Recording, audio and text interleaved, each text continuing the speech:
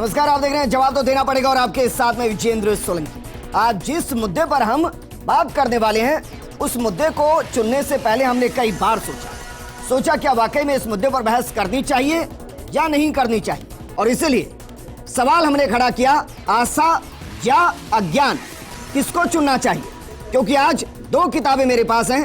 एक किताब है अंध भक्ति श्रद्धा खतरा ए जान और दूसरी मेरे पास है ज्ञान गंगा। दोनों में समानता क्या है? इन दोनों में समानता यह है कि दोनों का जो लेखक है वो रामपाल महाराज है। इसका पेज नंबर 9, इस पर लिखा है शिव जी के लिंग ब्रैकेट में अंग्रेजी में प्राइवेट पार्ट, हिंदी में यानी गुप्तांग का पूजा करना, ये लिखा है इसमें। आगे क्या लिखा है? उस लिंग पर दूध डालना, उसके ऊपर तांबे या पीतल का स्टैंड रखकर तांबे या पीतल का घड़ा और उसके नीचे तली में बारीक छेद करके पानी से भरकर रखना, जिससे लगातार लिंग के ऊपर शीतल जल की धारा गिरती रहे, ये मूर्ति पूजा है। उन्होंने शिवलिंग को गुप्तांग बताया और ये किताब में साफ साफ लिखा और ये किताब धड़ल्ले से बिक रही है। आप अपना फॉर्म भरते होंगे, उस फॉर्म में एक जगह लिखा होता है लिंग। क्या लिखते हैं उसमें? स्त्री या पुरुष, मेल या फीमेल, यही लिखते हैं ना। तो यहां जो मुझे समझ में आता है, क्योंकि संस्कृत भाषा थी, शिवलिंग मतलब शिव का वो रूप, वो स्वरूप, वो प्रतीक जो निराकार है। क्योंकि शिव जी को हम दो रूप में पूजते हैं, एक साकार जिनके हाथ में त्रिशूल है, गले में नाग है, सिर पर चंद्र है और त्रिपुंड लगे हुए हैं, और दूसरा उनका निराकार रूप, वो रूप जिसको हम कभी देख नहीं सकते हैं। शास्त्री कौशलेंद्र दास जी, भाई इस किताब में साफ साफ लिखा है कि शिवलिंग मतलब गुप्तांग। ये क्या फुहड़ता है सर?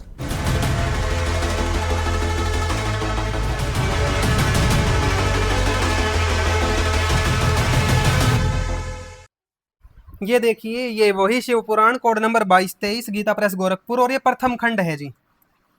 2 भाग में छपता है ये पहले वाला खंड है। ये देखिए, एक बार क्या हुआ आपको थोड़ा सा मौखिक बताते हैं कि भगवान विष्णु और ब्रह्मा जी की लड़ाई हो गई थी। ये सोचकर दोनों ने सोचा कि मैं भगवान हूँ, उसने सोचा मैं भगवान हूँ, तो दोनों का युद्ध हो गया था। उस समय इनके पिता जो ब्रह्मा विष्णु शिव के पिताजी हैं काल ब्रह्म, वो युद्ध के मैदान में आकर उन्होंने अपना एक गुप्त अंग का एक स्वरूप प्रकट कर दिया वहां लिंग का, जिसको शिवलिंग नाम से वहां पे भी बोला गया था। वो काल भगवान ने की थी वो लीला। अच्छा, हाँ, वो ब्रह्मा विष्णु शिव के पिताजी ने, उन्होंने उनको भी यही कहा था, ब्रह्मा और विष्णु जी को भी, कि तुम भी इस लिंग को ही पूजा किया करो। उनके साथ भी भद्दा मजाक कर दिया काल ब्रह्म ने। आ जाओ दिखाते हैं आपको। ये देखिए, इसमें आप आ जाइए, विद्वेश्वर संहिता और 6ठा अध्याय। नंदिकेश्वर बोले, प्राचीन काल में किसी समय शेषशाही भगवान विष्णु अपनी पराशक्ति लक्ष्मी जी तथा अन्य पार्षदों से घिरे हुए शयन कर रहे थे। उस समय ब्रह्मवेत्ताओं में श्रेष्ठ ब्रह्मा जी ने अपनी इच्छा से वहां आकर उन परम सुंदर कमल नेत्र विष्णु से पूछा, तुम कौन हो जो मुझे आया देखकर भी अद्भुत पुरुष के समान सो रहे हो? हे वत्स, उठो और यहाँ अपने प्रभु मुझे देखो। अब देखो, ब्रह्मा जी ये सोच रहे हैं कि मैं प्रभु हूँ, तो वो आके विष्णु जी के ऊपर चढ़ रहे हैं। विष्णु जी वहां पे लेटे हुए हैं, वो सोच रहे हैं कि ब्रह्मा जी मेरे से छोटे हैं। वास्तविकता यह है कि इन देवताओं को भ्रम हो जाता है कि ये भगवान है। उसका रीजन क्या है कि जो इनका पिता काल ब्रह्म है, उनको श्राप लगा हुआ है मनुष्यों के शरीरधारी प्राणियों के सूक्ष्म शरीर से 1 लाख प्राणियों का रोज गंध निकाल के उनको आहार करना पड़ता है। इस बात को जगत के सामने ना प्रकट हो जाए, तो इसलिए उन्होंने प्रण लिया हुआ है कि मैं किसी के सामने कभी प्रकट नहीं होऊंगा अपने वास्तविक स्वरूप में। तो वो क्या करते हैं, वो किसी को तो ब्रह्मा जी के रूप में दर्शन देते हैं, किसी को विष्णु जी के रूप में और किसी को शंकर जी के रूप में। अच्छा जी। तो जिन ऋषियों को ब्रह्मा जी के रूप में दर्शन देते हैं, उनको लगता है ब्रह्मा जी भगवान है, वो ब्रह्मा जी को जाके कह देते हैं आप भगवान हो, तो ब्रह्मा जी को भी भ्रम हो जाता है मैं भगवान हूँ। सेम विष्णु जी के साथ होता है, उनको भी कुछ ऋषि आके कहते हैं, उनको भ्रम करवा देते हैं मैं भगवान हूँ। ऐसे ही शंकर जी को भी बहुत सारे ऋषि भ्रम करवा देते हैं कि आप ही भगवान हैं, जबकि ये सारी लीला काल ब्रह्म इनका पिताजी करता है। आइए दिखाते हैं आपको, इस कथा में स्पष्ट हो जाएगा। दोनों भाई आपस में लड़ने को उद्यत हुए। अब देखो, हे वत्स, उठो और यहाँ अपने प्रभु मुझे देखो। जो पुरुष अपने श्रेष्ठ गुरुजन को आया हुआ देखकर उद्धत के समान आचरण करता है, उस मूर्ख गुरुद्रोही के लिए प्रायश्चित का विधान किया गया है। ब्रह्मा के इस वचन को सुनकर क्रोधित होने पर भी बाहर से शांत व्यवहार करते हुए भगवान विष्णु बोले, हे वत्स, हे बच्चे, हे बेटा, तुम्हारा कल्याण हो, तुम्हारा स्वागत है, आओ इस आसन पर बैठो। तुम्हारे मुखमंडल से व्यग्रता प्रदर्शित हो रही है और तुम्हारे नेत्र विपरीत भाव सूचित कर रहे हैं। तो छोटी सी आपको दिखाते हैं कि इस प्रकार देखो, ब्रह्मा और विष्णु मोहवश, मैं श्रेष्ठ हूं, मैं स्वामी हूं, तुम नहीं, इस प्रकार बोलते बोलते परस्पर एक दूसरे को मारने की इच्छा से युद्ध करने के लिए उद्यत हो गए। हमारे गुरुजी संत रामपाल जी महाराज बता रहे हैं कि हमारे देवताओं को काल भ्रम इतना भ्रमित कर देता है इनका पिताजी कि ये बच्चों की तरह लड़ते हैं। हंस और गरुड़ पर आरूढ़ होकर वे दोनों वीर ब्रह्मा और विष्णु युद्ध करने लगे। तब ब्रह्मा और विष्णु के गण भी परस्पर युद्ध करने लगे। इनकी पूरी सेनाओं का युद्ध शुरू हो गया था वहां पे। तब क्या हुआ, शॉर्ट में आपको बताएंगे। ये देखो, इस प्रकार ब्रह्मा और विष्णु का आपस में भयंकर युद्ध होने लगा। तो क्या हुआ कि काल ब्रह्म को चिंता हुई कि मेरे बच्चे लड़के ना मर जाएं, फिर कौन तो मेरे लिए सृष्टि करेगा, कौन स्थिति बनाएगा, कौन संहार करेगा, ये लड़ लड़ के मर गए। तो इसलिए अपने बच्चों का युद्ध समाप्त करवाने के लिए इन्होंने अपना एक गुप्त लिंग प्रकट कर दिया। आओ दिखाओ। सभी लोग परस्पर कहने लगे कि यह अद्भुत आकार वाला स्तंभ क्या है, यह कैसे प्रकट हो गया, इसकी ऊंचाई की हम जांच करें। तो ब्रह्मा और विष्णु उसके और छोर को खोजने लगे, खोज नहीं पाए। ब्रह्मा जी ने झूठ बोल दिया कि मुझे इसका खोज मिल गया है। तो जिस दिन ये शिवलिंग की पूजा इन्होंने शुरू करवाई थी ब्रह्मा और विष्णु के द्वारा, उस दिन को शंकर ये इनके पिता काल ब्रह्म ने क्या बोला, आज की यह तिथि शिवरात्रि के नाम से विख्यात होकर मेरे लिए परम प्रिय होगी। जिस दिन इन्होंने बद्दा मजाक करा अपने बच्चों के साथ, ब्रह्मा जी व विष्णु जी को एक लिंग की पूजा में, अपने गुप्तांग की पूजा में लगा दिया काल ब्रह्म ने, उस दिन को शिवरात्रि कहकर उन्होंने बताया था कि इस दिन को शिवरात्रि कहना है आज से। अच्छा, ये है जी शिवरात्रि का विराज। क्या शिवरात्रि होती है ये भी आपको पता चल जाएगा। और दिखाते हैं आपको इसमें, ये देखो,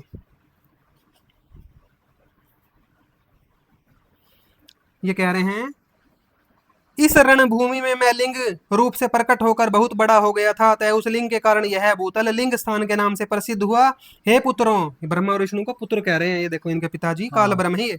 जगत के लोग इसका दर्शन और पूजन कर सके, इसके लिए यह अनादि और अनंत ज्योति स्तंभ अत्यंत छोटा हो जाएगा। पहले तो बड़ा था लिंग, फिर छोटा कर दिया। आगे बता रहे हैं, उन दोनों ब्रह्मा और विष्णु की मूढ़ता और पारस्परिक वैर को मिटाने के लिए भगवान शंकर उन दोनों से कहने लगे, शंकर के रूप में उनके पिताजी आए हुए थे, मेरे दो रूप हैं, सकल और निष्कल, दूसरे किसी के ऐसे रूप नहीं है, अतः अन्य सब अनीश्वर हैं। यहाँ ये भी क्लियर हो गया कि काल ब्रह्म यहाँ कह रहे हैं कि मेरे 21 ब्रह्मांड के अंदर सिर्फ मैं ही सबसे बड़ा भगवान हूँ, ब्रह्मा विष्णु शिव भी भगवान नहीं है। इस कारण तुम दोनों को अथवा अन्य किसी को भी ईश्वरत्व कभी नहीं है, आप भगवान नहीं बन सकते। अच्छा, हाँ जी, अज्ञान के कारण तुम दोनों को जो यह ईश्वरत्व का आश्चर्यजनक अभिमान उत्पन्न हो गया था, उसे दूर करने के लिए ही मैं इस रणभूमि में प्रकट हुआ हूँ। उस अपने अभिमान को छोड़ दो और मुझ परमेश्वर में अपनी बुद्धि स्थिर करो, मेरे अनुग्रह से ही सब लोकों में सब कुछ प्रकाशित होता है। देखो, मेरा स्वरूप ब्रह्म रूप होने के कारण मैं ईश्वर हूँ, ये ब्रह्म है। इनका असली नाम ब्रह्म काल है, आपको गीता में भी दिखाएंगे, ये ब्रह्म है ये।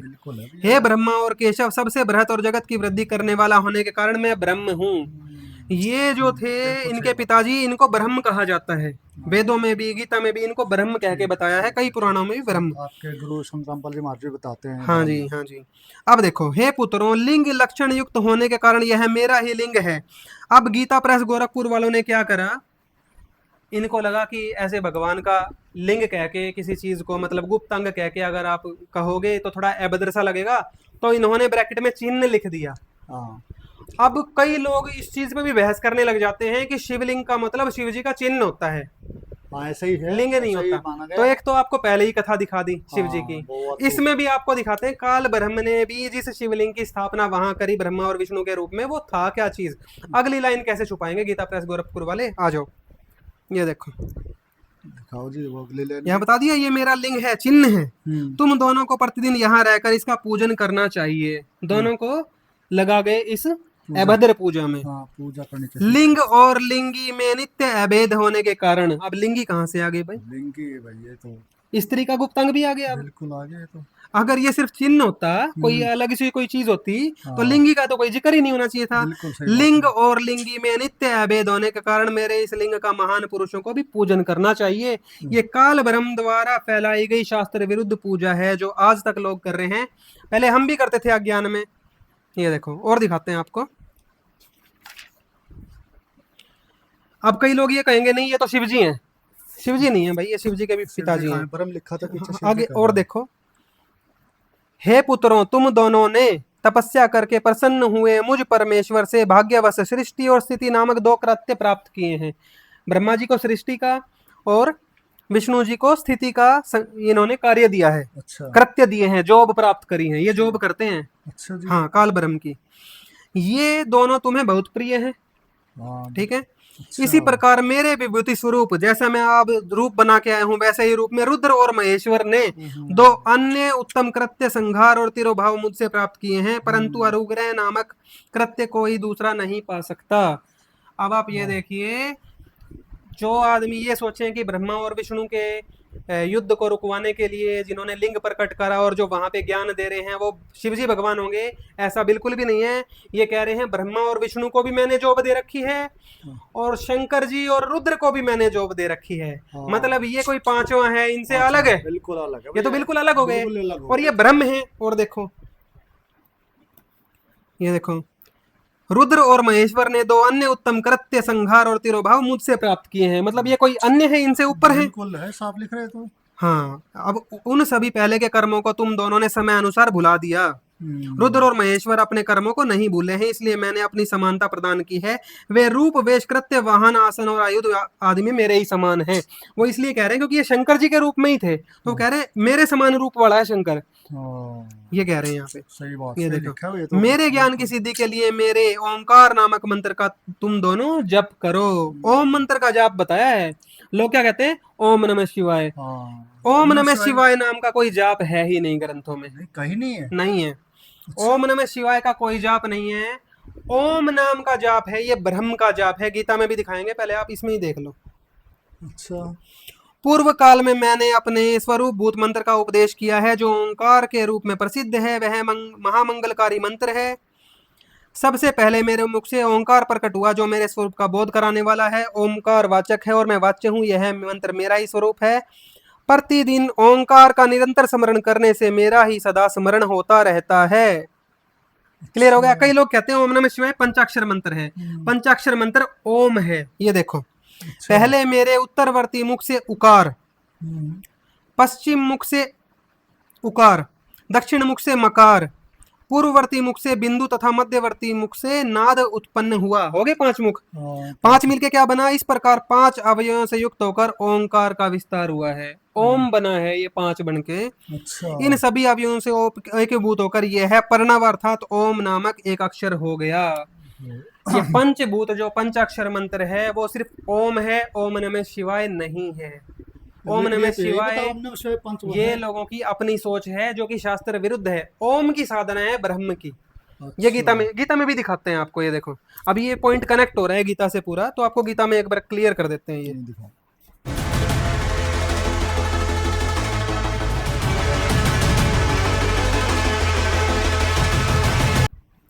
अध्याय 8 श्लोक नंबर 13।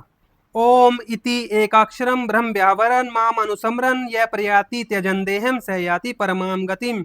ओम इस एक अक्षरू ब्रह्म को उच्चारण करता हुआ, मुझ निर्गुण ब्रह्म का निरंतर चिंतन करता हुआ जो शरीर को त्याग कर जाता है। ब्रह्म भी लिख दिया और अपना मंत्र ओम भी लिख दिया। मैं ब्रह्म हूं, मेरा मंत्र ओम है। पढ़ लेना जी इसको।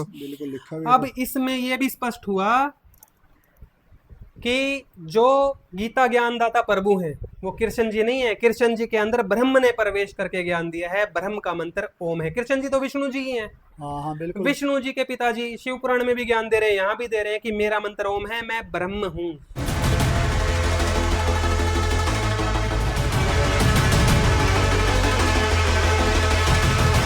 आज शंकर जी का जो टॉपिक है वो अपने सतगुरुदेव संत रामपाल जी महाराज जी की कृपा से आज जो शिवलिंग है, शिवलिंग किस तरीके से उसकी पूजा शुरू हुई, कि क्यों उस पे जल चढ़ाया जाता है, वो क्रिया कैसे हुई।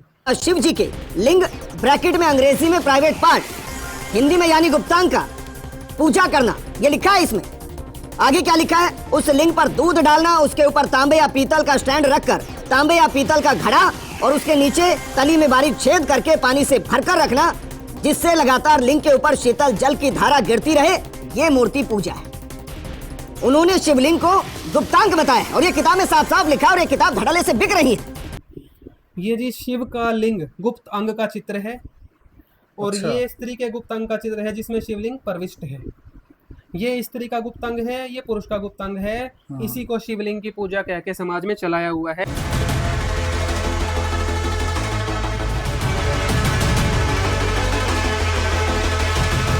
हैं Shiv Mahapuran code number 2224 Gita press Gorakhpur और ये द्वितीय खंड है।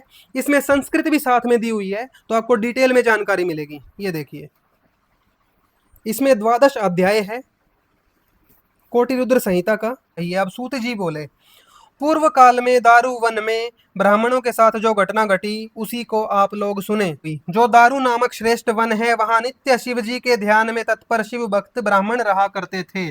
शिव जी के भक्त थे वहां पे। हे मुनीश्वरों, वे तीनों कालों में सदा शिव जी की पूजा करते थे और नाना प्रकार के स्तोत्रों से उनकी स्तुति किया करते थे। शिव जी की भक्ति करते थे पूरे दिन। ये शिव ध्यान में मग्न रहने वाले वे शिव भक्त श्रेष्ठ ब्राह्मण किसी समय समीधा लेने के लिए वन में गए हुए थे।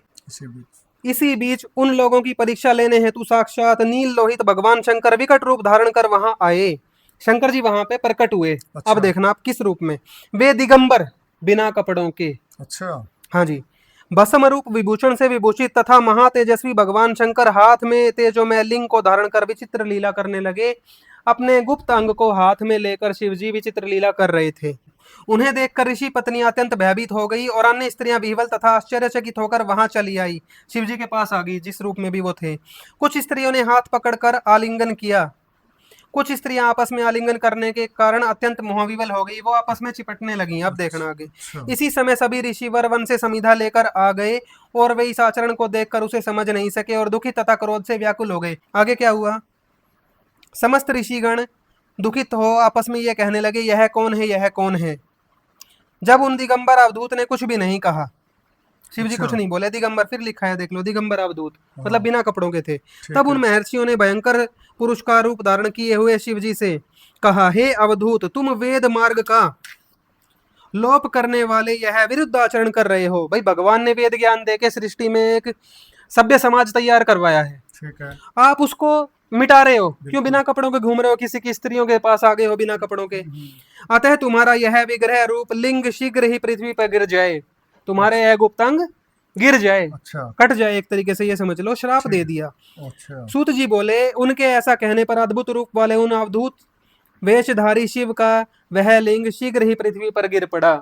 उनका गुप्तांग टूट के कट के गिर गया। यस, श्राप लग गया जी उनको, ऋषियों का। अब आप ये भी देख लेना कि क्या पूर्ण परमात्मा को किसी ऋषि का श्राप भी लग सकता है? तो यहाँ भी सिद्ध हो रहा है। तो नहीं लग सकता है भगवान ये देखो, को। ये देवता है, इनको लग जाते हैं। अग्नि तुल्य उस महेश्वर लिंग ने सामने स्थित सभी वस्तुओं को जला डाला। अब क्योंकि ये एक देवता है, शक्तिशाली है, तो इनके लिंग में उस टाइम आग लग गई। ये देखो, और चीजों को जलाने लगी। वह फैलकर जहां जहां जाता सब कुछ भस्म कर देता। सारे लोग व्याकुल हो उठे और वे ऋषिगण अत्यंत दुखी हो गए। तब ब्रह्मा जी के पास गए वो सारे लोग। ब्रह्मा जी बोले, हे ब्राह्मणों, आप लोग ज्ञानी होकर भी निंदित कर्म कर रहे हैं। इस प्रकार सदाशिव से विरोध करके भला कौन कल्याण की कामना कर सकता है? क्यों? इनको पता है इनके जो भाई हैं छोटे शंकर जी, वो क्रोधी हैं। तो कह रहे अब आपका कौन भला करेगा? यदि कोई मध्याह्न काल में आए हुए अतिथि का सत्कार नहीं करता तो वह अतिथि उसका सारा पुण्य लेकर और उस अपना सारा पाप देकर चला जाता है। फिर शिव के विषय में तो कहना ही क्या। अब आप देखिए, किसी के घर पे अतिथि आते हैं तो क्या वो इस वेश में बिना कपड़ों के अतिथि आते हैं? नहीं, बिना कपड़े। और उनकी पत्नियों के साथ ऐसी लीलाएं करते हैं? नहीं। तो ये ब्रह्मा जी अपने भाई का पक्ष ले रहे हैं और उन ऋषियों को धमका रहे हैं ये कह के कि तुमने अतिथि का सम्मान नहीं किया। तो ब्रह्मा जी बोले, हे देवताओं, आप लोग देवी पार्वती की आराधना करके उन शिवा से प्रार्थना कीजिए। यदि वे योनि पीठात्मक रूप धारण कर लें रूप धारण कर ले तो वह शिवलिंग स्थिर हो जाएगा। अच्छा। योनि में स्थिर हो जाएगा लिंग। अच्छा, ये चीज यहाँ पे ये आगे। हाँ जी, बात तो ये लिखी भैया। शिव का स्मरण करते हुए शतरुद्रीय मंत्रों से कलश के जल से उस शिवलिंग का अभिषेक करना चाहिए। फिर उन्हीं मंत्रों से लिंग का प्रेक्षण करना चाहिए।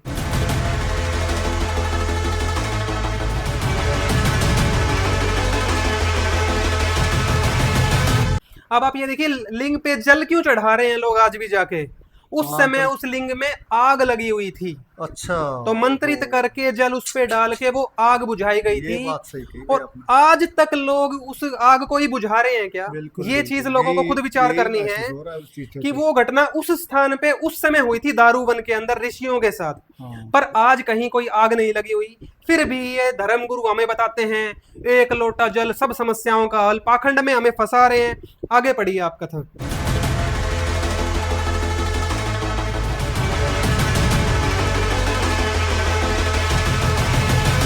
इसके बाद योनि रूपा गिरिजा तथा उत्तम बाणलिंग को स्थापित कर उस प्रतिष्ठित शिवलिंग को पुनः अभिमंत्रित करना चाहिए और कहें कि हे महेश्वर आप शांत हो जाएं। हाँ, महेश्वर बोले यदि यह शिवलिंग योनि पीठात्मिका भगवती महाशक्ति के द्वारा धारण किया जाए तभी आप लोगों को सुख प्राप्त होगा। हाँ, ये बिल्कुल सही शंकर बात है। जी भी क्यों यही ऐसा कह रहे हैं कि सिर्फ महादेवी पार्वती जी ही मेरे लिंग को धारण कर पाएंगी, और वो भी योनि में। ये देखो आप समझ लेना इस चीज को, ये लिखा हुआ है जी। लिखा है तो बिल्कुल लिखा है। पार्वती के अतिरिक्त अन्य कोई भी मेरे इस स्वरूप को धारण करने में समर्थ नहीं है। उन महाशक्ति के द्वारा धारण किए जाने पर शीघ्र ही मेरा यह निष्कल स्वरूप प्रशांत हो जाएगा। तब शिव जी प्रसन्न हो गए और जगदम्बा पार्वती भी प्रसन्न हो गई। इसके बाद उन पार्वती ने उस शिवलिंग को पीठ रूप से धारण कर लिया, योनि रूप से धारण कर लिया। साफ लिखा हे हुआ है। द्विजों, तब शिवलिंग के स्थापित हो जाने पर लोकों का कल्याण हुआ और वह शिवलिंग तीनों लोकों में प्रसिद्ध हो गया। और ऐसा ना जाने कितना अज्ञानता है, कितना संक्रमण है, कितना जहर इन किताबों के अंदर है जो खुलेआम मिल रहा है।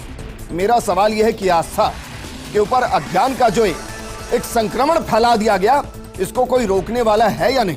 आज बात इसी में।